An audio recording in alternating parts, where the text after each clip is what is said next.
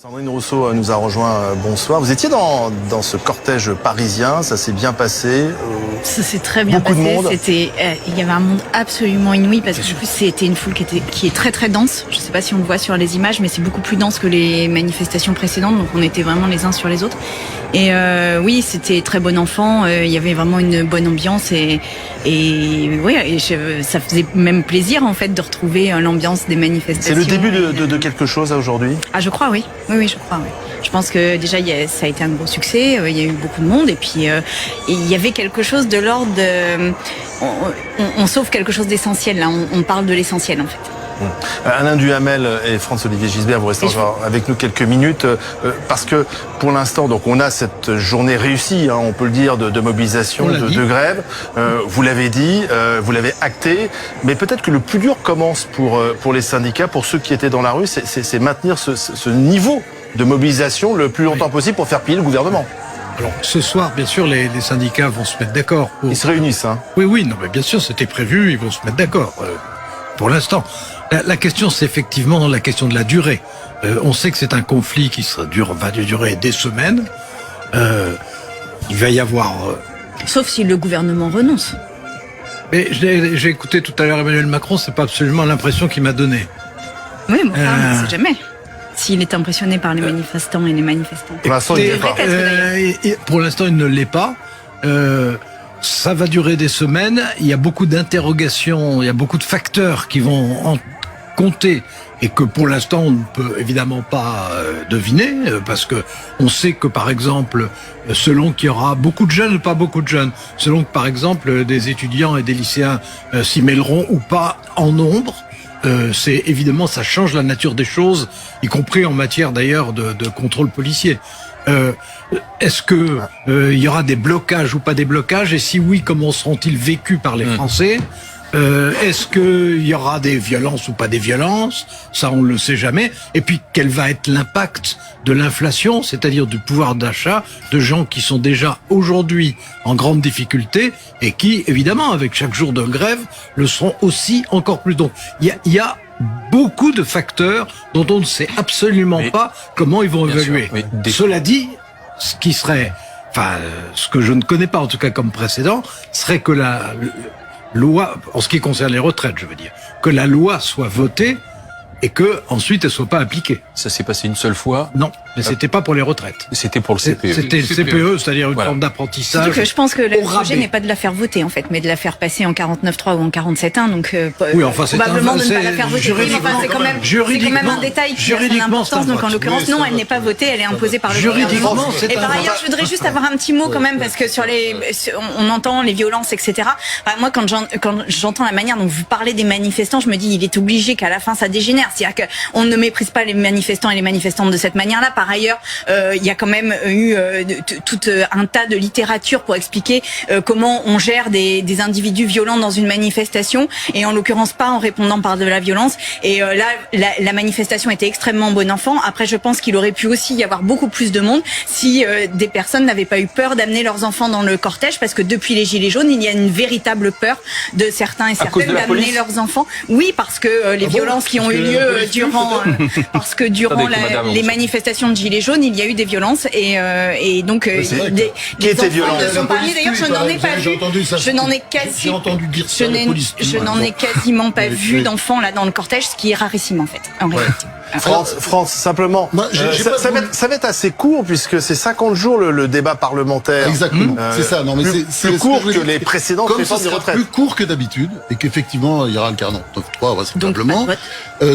Donc oui, enfin un vote. Oui, c'est quand même un vote. C'est quand même un vote. Je suis désolé. Non, mais on est pour la démocratie. On est pour la démocratie. Non, mais de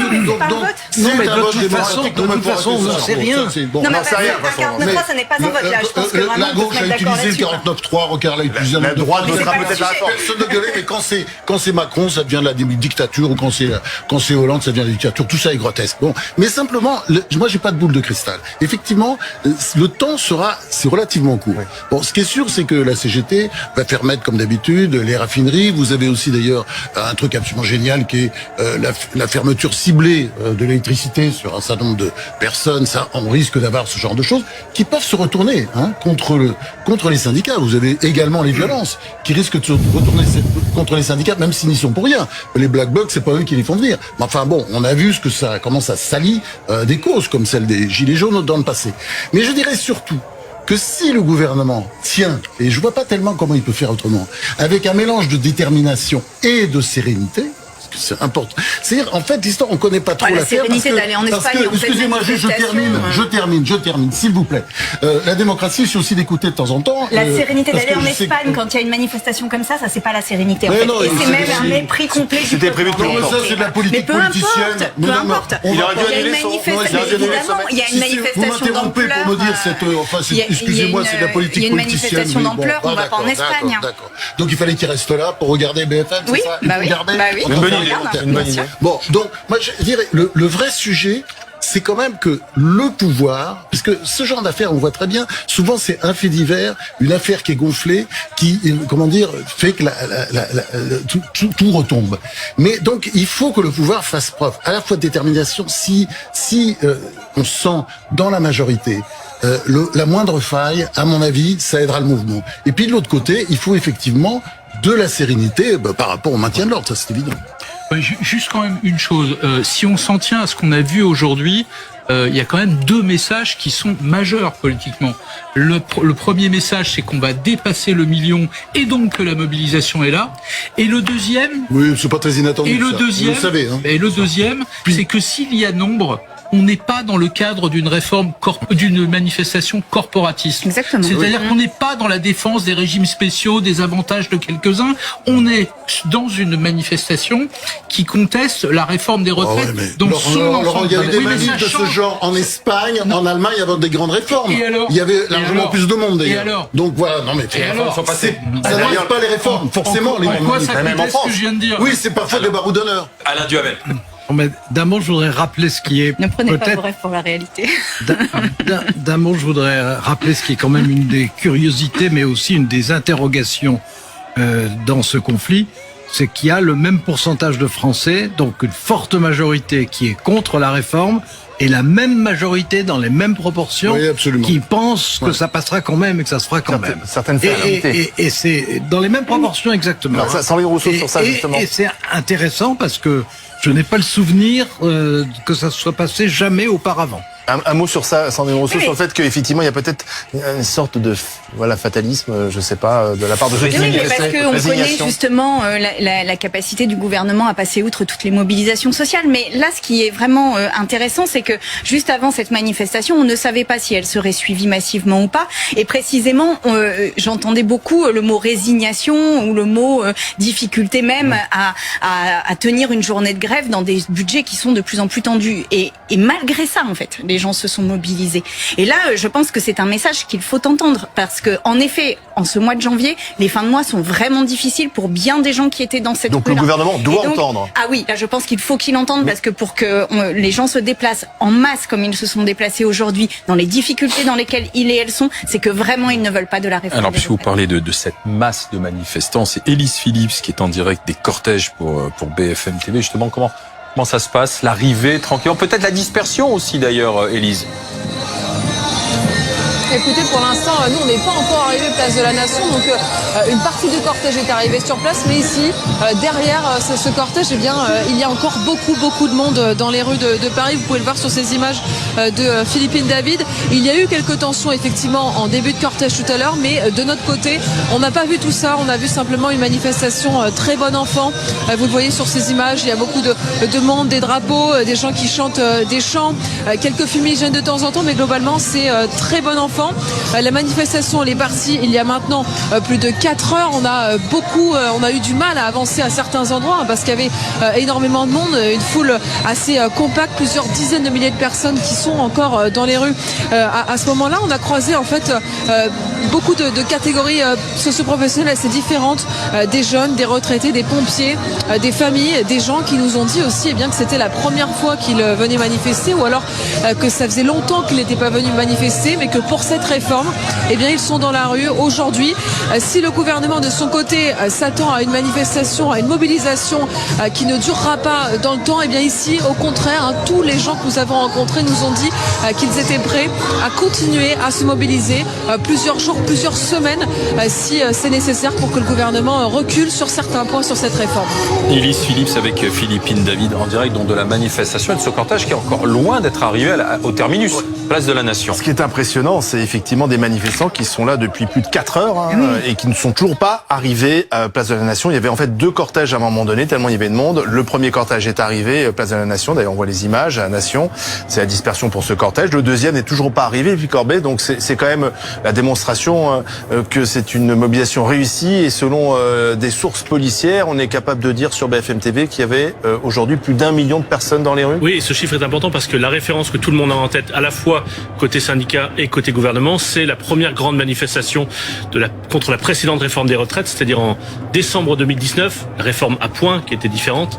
Il y avait, selon la police, 800 000 personnes partout en France et selon les syndicats, 1,5 million de personnes partout en France.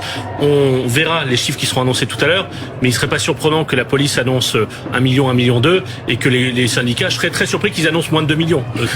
Les syndicats, compte tenu de ce qu'on a vu, non seulement à Paris, mais partout en France. Il y a plein de villes. Enfin, je regardais, par exemple, à Mende. Oui. Mende. Les villes moyennes. Mende, petite ville.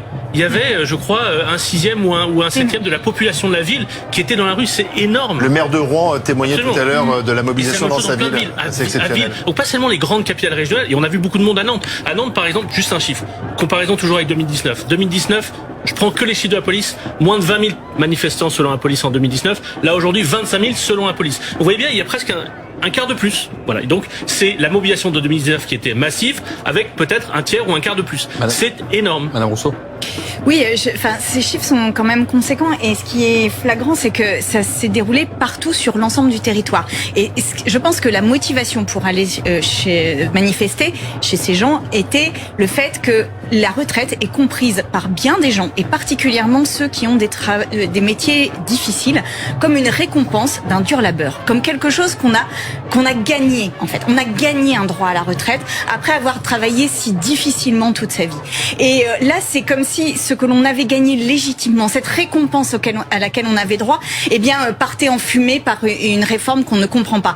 Et c'est pour cela que la motivation. 64 ans, c'est ça, c'est l'âge. Oui, et c'est pour cela que les gens sont très motivés, parce que ils ont travaillé dur et ils veulent leur retraite parce que c'est une récompense légitime d'un travail difficile.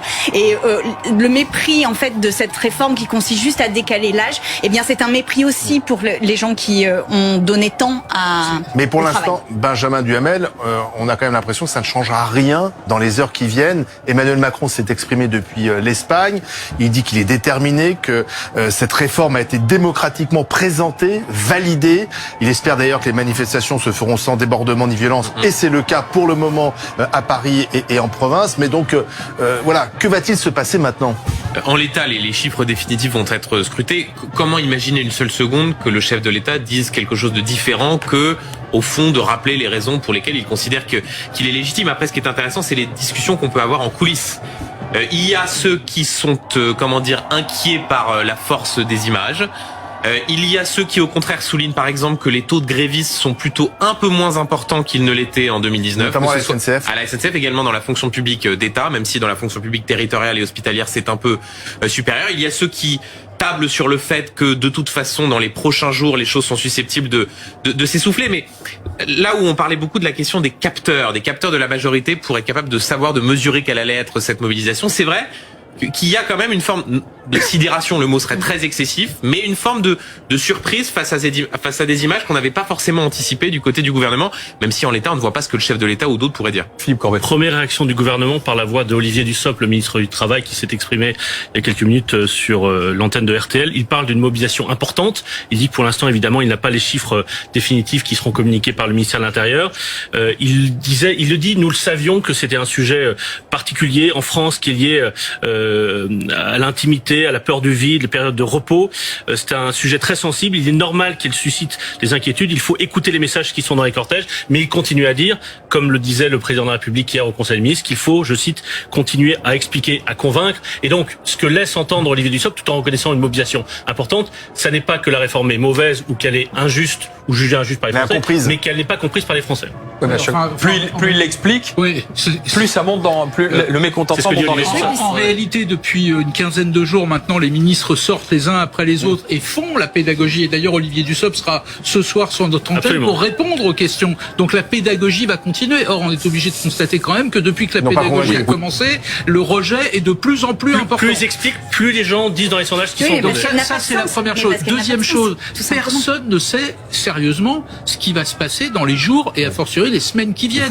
On a face à face très humble sur la suite des événements. On a face à face deux déterminations. On peut le déplorer d'ailleurs. C'est pas forcément un signe de maturité sociale. On soit obligé d'en arriver là. C'est très français, j'ai envie de dire. Pour discuter d'une réforme des retraites qui concerne la vie de tout un chacun. Mais on a deux déterminations face à face. Celle du chef de l'État qui a répété, Benjamin le disait, qui a répété que cette réforme elle était légitime, qu'il n'y en avait pas d'autre, qu'il n'y avait pas d'alternative, que c'était logique, nécessaire, utile et juste. Et en face, il y a des gens, une majorité de Français qui sont totalement opposés. Ce soir, dans quelques minutes, on saura ce que l'intersyndicale a décidé. Donc il va y avoir un nouveau calendrier.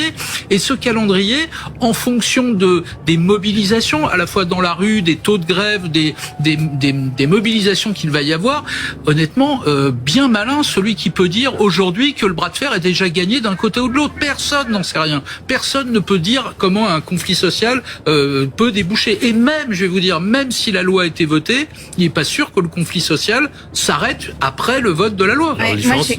J'ai quand même il faut aussi dire que cette réforme des retraites arrive quelques semaines simplement après une réforme du chômage, de l'indemnisation des chômeurs et des chômeuses, et que cette réforme d'indemnisation était pour durcir les conditions de chômage, avec cette idée qu'on allait obliger les gens à travailler. Et il y a eu ce décret qui a été édicté entre Noël et le Nouvel An, qui a été supprimé, qui durcissait les conditions de chômage, et ils l'ont fait par décret entre Noël et Nouvel An. Ils l'ont supprimé à la sortie du Nouvel An parce qu'ils anticipaient déjà que la colère allait monter. Et en fait, ce qui est ressenti, et ce que je ressens moi, c'est vraiment l'idée qu'on nous oblige à travailler. Il y a une obligation et ça permet de financer un système. Et un coup de force. Non.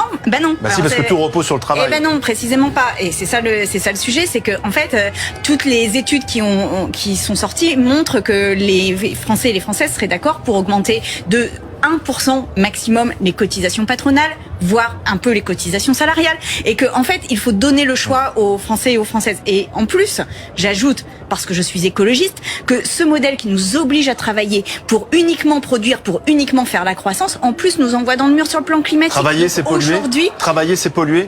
Travailler, en tous les cas, le productivisme, c'est-à-dire cette course folle à une croissance aujourd'hui atteint les limites planétaires. Oui, mais pour consommer, il faut produire. Et donc, là, on atteint les limites planétaires. Et ça, c'est vraiment quelque chose qui est très ressenti. D'ailleurs, il y a 500 000 démissions. Il y a des gens qui refusent de travailler au-delà des horaires. Et il y a énormément de changements de métier. Le produit de ce travail finance aussi notre système social, notre État-providence. Donc, s'il y a moins de richesses produites par les Français, puisqu'ils travaillent moins, il y aura moins d'hôpitaux refaits, moins de Depuis 1950, nous avons cessé de diminuer le travail. Nous avons eu la 3e semaine de congé payé, la 4e, et on a augmenté la productivité. Et on a diminué aussi notre temps de travail dans l'année. Et donc là, on est à l'inverse d'un mouvement qui est historique. Et nous devons absolument aujourd'hui entendre que nous ne pouvons pas continuer dans ce modèle qui nous abîme les corps et la planète. Alors, Madame Rousseau, aujourd'hui, dans les slogans qu'on a pu voir partout en France, il y en a un qui a fait florès, c'est celui de la retraite avant la retraite. Et puis on a vu passer celui-là. Cette pancarte, Sardou ta gueule, vous êtes juste devant cette pancarte, Madame Rousseau, et ça faisait allusion directe à Michel Sardou, qui était l'invité de BFM Story, d'Olivier et moi, hier, quasiment à la même heure. Est-ce que vous êtes un homme déconstruit, comme Sandrine Rousseau les aime? Absolument pas, je me demande ce qui lui manque. Tiens, d'ailleurs, on barre de Sandrine Rousseau, le pauvre, franchement. Faudrait pas faire une marche pour aider ce pauvre mec. Faudrait pas organiser quelque chose, un fonds de solidarité pour dire, mon pauvre garçon, sur quoi t'es tombé? Qui vous êtes dans la vie, le mari de Sandrine Rousseau? Oh, mon pauvre vieux. Oh là là. Oui, c'était une réponse de la bergère au berger, en l'occurrence. Ça vous a fait sourire ou ça vous a blessé? Ah, ni l'un ni l'autre. Vraiment ni l'un ni l'autre. Ce que je me dis juste, c'est que, enfin, il y a vraiment un problème avec une partie de cette génération, pas la totalité, mais une partie de cette génération qui a ignoré totalement les accords les rapports du GIEC, qui a ignoré complètement les questions écologiques, qui a utilisé autant qu'il était possible le système pour le coup de protection sociale, et qui maintenant vient nous donner des leçons. Et franchement, je pense que là, il devrait nous laisser changer le monde, parce qu'on en a absolument besoin. C'est l'ancien monde, Michel Sardou? Ah oui. Qui nous a rendu quelques services, mais maintenant c'est fini. Moi, ce qui m'interpelle, Madame la députée, je suis élu, moi, je suis maire du rural, d'un petit village de 125 habitants. Ce qui m'atterre, c'est de vous voir en tant que député de la République avec les couleurs de la République en train de scanner ta gueule. Je trouve que c'est pitoyable, très sincèrement. Je vous le dis parce que moi, je suis un républicain. Ça fait 30 ans que je suis dans l'associatif. Je suis engagé totalement. Vous savez, je fais beaucoup de choses pour la jeunesse et autres. Et quand je vois ce cliché, je peux vous assurer que ça m'incommode beaucoup parce que je travaille beaucoup, moi, avec des milliers de jeunes en France, avec beaucoup de villes, sauf par hasard avec Europe Écologie, sur la relation jeune-police. Et j'essaie de leur inculquer les valeurs de la République, le respect, les institutions. Et quand je vois les comportements de certains de vos députés de la NUPES, je peux vous assurer que ça m'atterre totalement. Eh bien, j'ai envie de vous répondre que moi, ce qui m'atterre totalement, c'est qu'on nie à ce point-là l'avenir de notre jeunesse. Parce que respecter la jeunesse et donner un avenir à notre jeunesse, c'est aujourd'hui prendre en compte le défi climatique et la limite planétaire, avant toute chose. Et que là, aujourd'hui, ce que nous faisons, c'est leur interdire un avenir. Et ça, c'est scandaleux. Et ça n'est pas respecter C'est en montrant ta gueule, Sardou, ta gueule. Et là, c'est pas très grandissant, madame. C'est pas moi qui ai fait la pancarte, hein. Je précise qu'elle était dans le cortège. Je le ferai pas, moi, en tant qu'élu.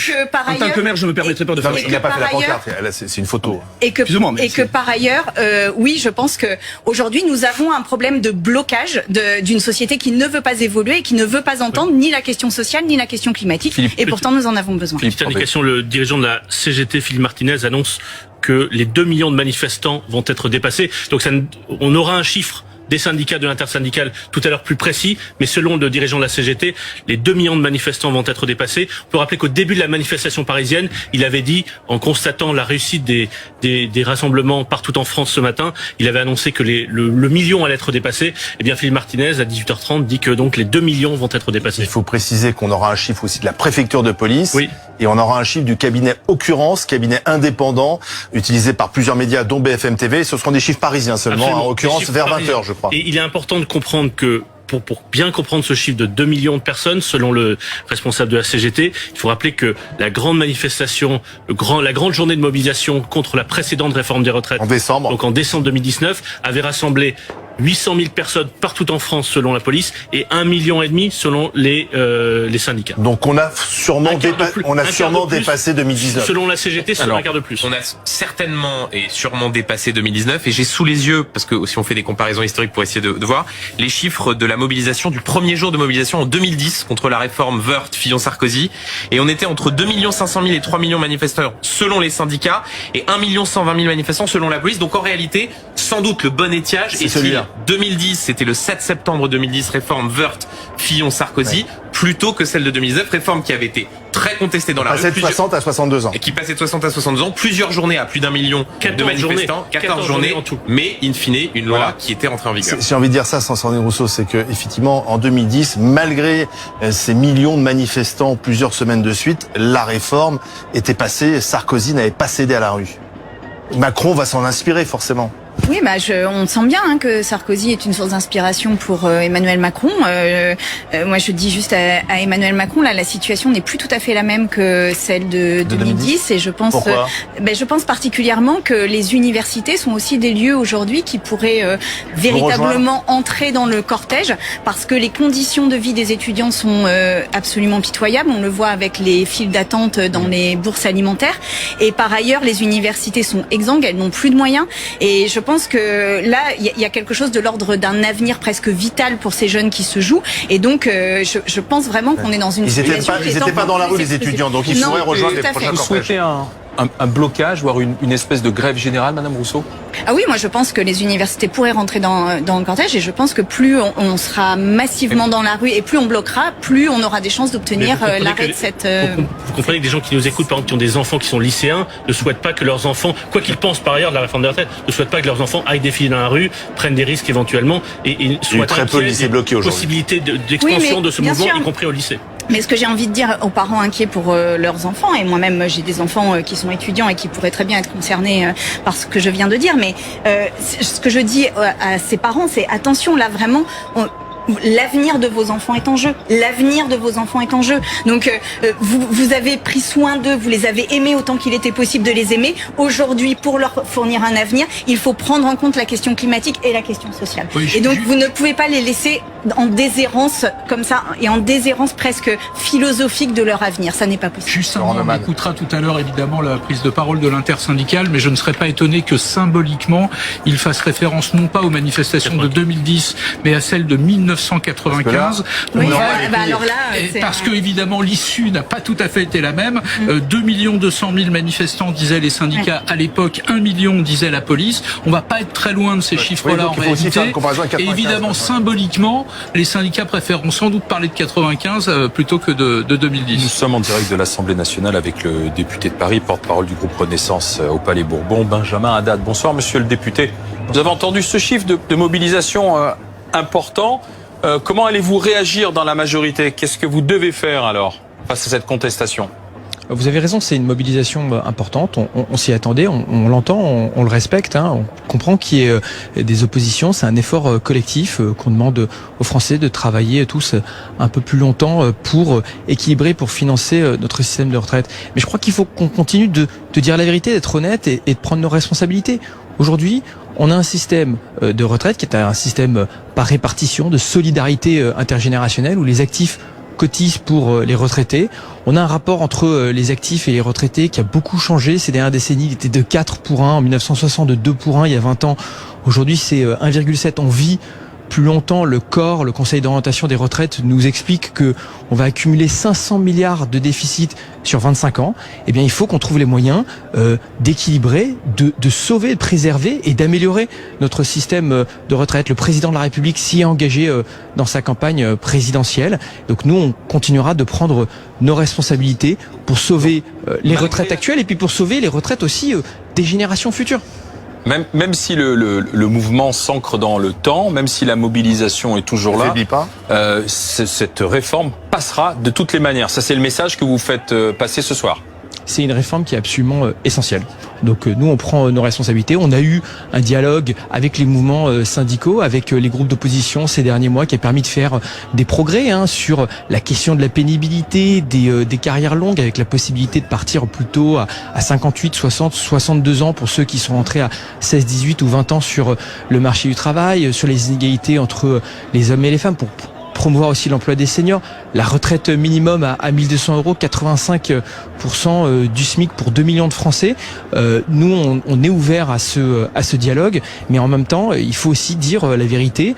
On a un système de retraite qu'on doit équilibrer, on doit faire comme on fait tous nos voisins européens qui partent plus tard à la retraite. C'est un enjeu vraiment essentiel aussi pour l'avenir de notre pays. Rousseau, vous entendez les arguments du député Haddad. Tous nos voisins ont fait la même chose. D'ailleurs, c'est l'argument qu'a repris cet après-midi en Espagne Emmanuel Macron en disant la France était peut-être même le vilain petit canard européen. On était les seuls à finalement faire partir les gens plus tôt.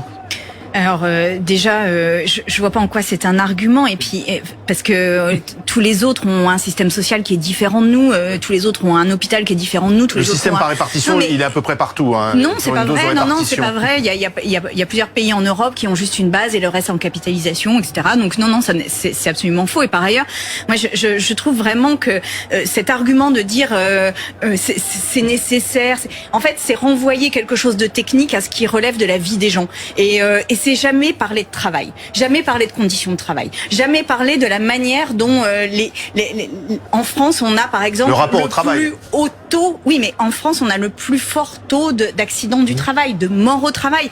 Et en fait on ne peut pas continuer un travail qui nous rend malade et qui potentiellement tue bien des personnes. Donc, en fait, là, c'est quelque chose de presque philosophique, vraiment de. Enfin, c'est 2 ans de plus seulement. C'est 2 ans de plus. Mais c'est 2 ans de plus. Il n'y a aucun critère de pénibilité, par exemple, pour les personnes qui sont sur des marteaux-piqueurs.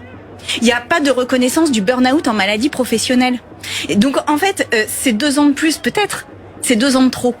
C'est 2 ans Il y aura en plus, des visites médicales à partir de 45 ans dans les branches avec des mais on a des visites médicales. Vous avez des visites médicales en tant que salarié de BFM. La visite médicale, je sais pas, je vais avoir 19 ans, 20 ans. T'as de la chance d'être en bonne. Eh ben, non, mais je vous assure, normalement, la visite médicale, la dernière, je sais pas, il y a 10 ans ou 12 ans. Oui, mais ça pose un problème à l'entreprise si vous dites. Ouais. Il y a les DRH qui viennent d'appeler. Parce que c'est la visite médicale qui envoie les convocations. C'est obligatoire. Oui, mais c'est la visite médicale qui envoie la convocation. C'est pas la boîte. Tout ce qui est présenté par des avances, en fait, n'est pas du tout des avances puisque c'est déjà dans la loi. La retraite à 1200, c'est déjà dans la loi. Les visites médicales, c'est déjà dans la loi. Et il n'y a rien qui est fait pour juste permettre aux gens de partir, quoi, et de partir parce que c'est mérité. Encore une fois, la retraite est méritée. Sandrine Rousseau, on va écouter donc la première réaction de celui qui porte au sein du gouvernement cette réforme du travail, c'est le ministre Olivier Dussopt. Il était chez nos confrères d'RTL. La mobilisation est importante et nous savions que cette mobilisation serait importante parce que la retraite est un sujet qui est particulier, en France plus qu'ailleurs d'ailleurs, et c'est un sujet qui renvoie finalement à une forme d'intimité. Nous sommes tous concernés d'abord, c'est un moment de vie où on regarde une période qui s'ouvre de repos, mais parfois avec un petit peu de peur du vide. C'est aussi un moment où on se retourne sur son passé, on reconstitue sa carrière et d'une certaine manière on reconstitue aussi sa vie. Donc c'est très particulier, très sensible, et c'est normal que ça suscite des inquiétudes auxquelles il faut répondre et puis il faut aussi écouter les messages dans les cortèges de cet après-midi, de ce matin. Alors, monsieur le député Haddad, il va quand même, vous entendez, hein, le ministre qui a le dossier, il dit, voilà, on va écouter, on va en tenir compte quand même. Plus de 2 millions de personnes, hein. Selon la CGT. Ouais, si vous permettez de réagir au débat que vous venez d'avoir déjà sur la question de la pénibilité, il y a beaucoup d'avancées. Alors effectivement, vous avez parlé de ces visites médicales par exemple à 45 ans, c'est la majorité qui l'a porté, mais au-delà de ça, il y a un fonds d'1 milliard pour pouvoir permettre des meilleures reconversions, pour permettre une prise en charge quand on est exposé à des métiers pénibles, de pouvoir partir plus tôt aussi, de pouvoir partir plus tôt évidemment quand on est en situation d'invalidité. Et c'est vrai qu'il y a une réflexion plus profonde, je dirais, et qui a été accentuée par la crise du Covid, à avoir sur le rapport au travail, sur le sens du travail. Et ça, je crois que c'est un chantier majeur pour notre société. Mais on a aujourd'hui un modèle social en France qui est ce système juste de répartition, de redistribution entre générations où les actifs cotisent pour les retraités. Je crois que c'est ce qui fait notre force. Il y a d'autres systèmes comme les États-Unis où vous épargnez vous-même pour votre propre retraite, vous allez la mettre en bourse et puis après voir ce qui reste à la fin.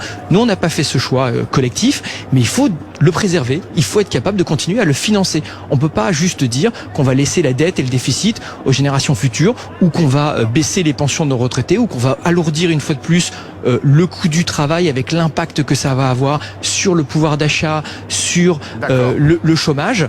Donc on doit prendre nos responsabilités collectivement et être capable d'équilibrer notre système de retraite, c'est ce qu'on fait. Merci, monsieur le député en direct de l'Assemblée nationale. On voit quand même, dans les propos de Benjamin Haddad, on va écouter, on va voir, mais il n'y a pas beaucoup de grains à moudre, en fait, puisque le président Macron a déjà renoncé aux 65, il est passé aux 64. Sur quoi, finalement, ils peuvent négocier avec des responsables de la majorité, il y a quelques éléments, mais c'est vraiment petits éléments. Il y a un élément autour de la question de la pénibilité, ce qu'ils appellent dans la réforme l'usure professionnelle, mais en réalité c'est la question de la pénibilité. Il faut rappeler que il y avait des critères de pénibilité qui avaient été mis en place par la réforme Touraine en 2013, certains d'entre eux supprimés en 2017, notamment autour du fait que c'était compliqué pour les entreprises, il y avait de la paperasse, c'était compliqué. Là, un certain nombre de critères sont rajoutés. Est-ce qu'il y a des éléments là-dessus? Et puis il y a une deuxième chose. Oui, il y a au moins une deuxième chose sur le travail des seniors. Enfin, quelles sont les obligations ou les contraintes mises aux entreprises pour qu'elles gardent plus longtemps leurs salariés seniors dont aujourd'hui souvent elles se débarrassent? Eh ben, il y a un index qui va être publié où en fait les entreprises devront dire bah oui, on s'est débarrassé de tant de seniors, mais il n'y a aucune contrainte. Est-ce que c'est un élément de discussion? Faut-il des pénalités? Et peut-être sur la question des carrières longues, parce que les fameux 44 ans exigés à certains. L'exécutif n'a pas encore réussi à expliquer pourquoi, quand on avait commencé plus tôt, fallait travailler plus longtemps. Ouais. J'avoue que c'est assez compliqué à comprendre. Pourquoi 43 ans pour tout le monde, mais 44 pour ceux qui ont commencé à travailler entre 18 et 20 ans. Ouais. Là, à mon avis, il y a quand même une marge de négociation. L'exécutif. Sauf que cette marge coûte cher. On ne peut pas à la fois dire on veut faire des économies l'économie et puis réduire oui, mais la part des je vous rappelle quand même que le projet tel qu'il a été présenté, non pas par Olivier Dussopt, mais par Bruno Le Maire, consiste bien à faire, selon lui, 17 milliards et demi d'économies, dont 5 milliards pour financer les mesures dites sociales, le fameux sucre autour de la réforme. Pardon, mais là, c'est pas du sucre. C'est juste une question de... Sauf que vous rajoutez 2 milliards. On rajoute 2 milliards et que par ailleurs, dans les éléments de langage du gouvernement, l'idée c'est d'atteindre l'équilibre en 2030. Or, si vous faites la mesure des 44 annuités, c'est 2 milliards par an. Et là, pour le coup, vous n'avez pas vous n'atteignez pas l'équilibre en 2030. Juste ce qui est très frappant aussi dans ce qu'on entend chez Olivier Dussopt et Benjamin Haddad, même s'ils disent, on comprend, c'est au fond toujours l'idée que la rationalité devrait systématiquement s'imposer à ceux qui sont en train de manifester. C'est de leur côté, oui. C'est de le côté. Ils sont responsables. Sorte de cercle de la raison. C'est-à-dire, on a été élu pour ça. Cette réforme, il faut la faire parce qu'il y a un déficit. Donc, au fond, on ne comprendrait pas que tous les Français finissent par ne pas s'y résoudre. Et c'est peut-être ce décalage avec l'aspect irrationnel que peut avoir cette réforme sur le corps social qui n'est pas suffisamment perçu par le gouvernement. Sandrine Rousseau.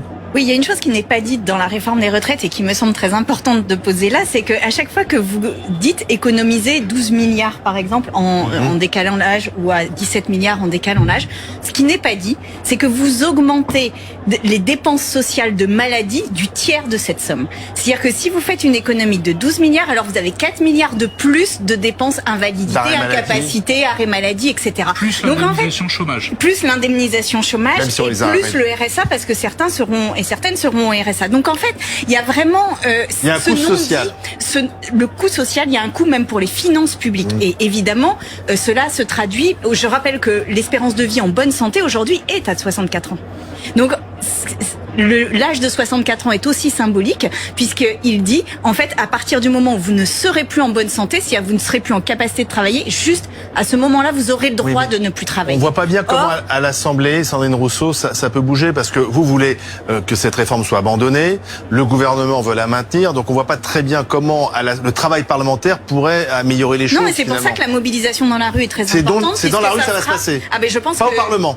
Je pense que ça se passera dans les deux puisque nous porterons au Parlement le bruit de la rue. Mais dans la rue, je pense que c'est un levier très important que de montrer. Et d'ailleurs, on voit déjà que ce soir, ils reconnaissent l'importance de la mobilisation.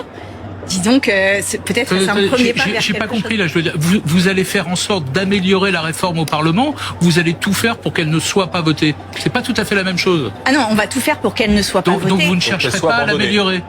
Ben, pas sur cette base-là, qu'on ait une discussion et un travail politique sur ce qu'est le travail aujourd'hui. Pourquoi on est parmi les plus mauvais pays d'Europe sur le taux d'emploi des 55-65 et qu'on travaille sur les conditions de travail pour améliorer les conditions de travail, même la réduction du temps de travail, parce que moi je pense que en fait il n'y a pas d'autre solution que celle-ci. Ça d'accord. Mais la réforme qui nous est présentée n'est pas améliorable en réalité puisque elle pose comme un principe qu'on part à 64 ans. Nous ne voulons pas que les gens partent. Je vous demandais pour que les gens comprennent pourquoi du coup les députés de la NUPES vont déposer des milliers d'amendements si elle n'est pas améliorable. Eh ben c'est précisément pour montrer à quel point la mobilisation de la rue se retrouve dans la mobilisation des amendements et qu'en fait il y a une forme de rapport de force qui se pose aussi comme ça. Donc vous souhaitez qu'il y ait une nouvelle journée très vite d'organiser dès la semaine prochaine. Bah d'ailleurs le 21 il y a une autre journée à l'appel des organisations de jeunesse à laquelle moi je participerai bien sûr. Samedi avec notamment la France Insoumise. Et là voilà on a toujours ces images du direct de la manifestation. Elle n'est pas terminée. Et on voit que c'est calme et on voit que c'est quand même assez calme.